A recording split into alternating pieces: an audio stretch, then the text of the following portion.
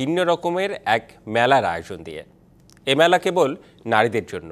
হ্যাঁ, এমনই ভিন্নধর্মী মেলা হয়ে গেল বগুড়ায়। শুধু বৌঝিদের জন্য এই মেলা বসে বলে এর নামকরণ বউ মেলা।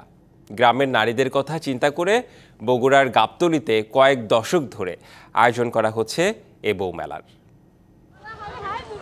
কথা ছিল এ মেলায় প্রবেশ করতে পারবেন না কোনো পুরুষ, কারণ এ মেলার নাম বউ মেলা।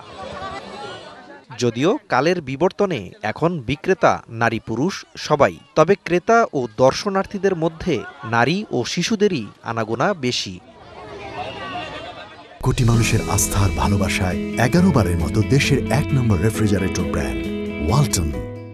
প্রায় 400 বছর ধরে বগুড়ার গাবতলী উপজেলার মহিষাবান ত্রিমোহনীতে নদী তীরে সন্ন্যাসী পূজাকে কেন্দ্র করে বসে বিশাল এক মাছের মেলা। এদিন বাড়ির বৌঝিরা ব্যস্ত থাকার কারণে তাদের কথা চিন্তা করেই এ মেলার আয়োজন করে স্থানীয়রা। এখানে মেলাতে আসছি বেড়াতে, অনেক ভালো লাগতেছে। এই মেলা কালকে হচ্ছে জামাই মেলা এবং মাছের মেলা, আজকে বসি মহিষাবান মধ্যপাড়া হয় এটা বউ মেলা। পুরো মেলা ঘুরলাম, এখনো কিছু কিনা হয়নি, দেখতেছি দেখা যদি পছন্দ হয় তারপর কিনবো। ব্যাসলাইট চুড়ি এগুলো কিনছি, বান্ধবীদের সঙ্গে এসেছি, অনেক শপিং করেছি।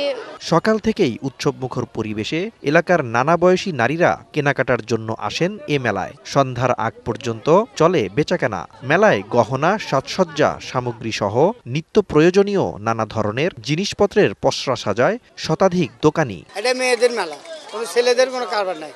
এখানে মেয়েরা আসে কেনাকাটা আবার চলে টুকটাক ভালোই হচ্ছে, মানুষজন অনেকে আসতেছে। প্রায় 40 বছর ধরে আয়োজিত এই মেলাকে ঘিরে স্থানীয় নারীদের রয়েছে আবেগ অনুভূতি। তাই আগামীতে মেলার পরিধি বাড়ানোর দাবি সেখানকার নারীদের।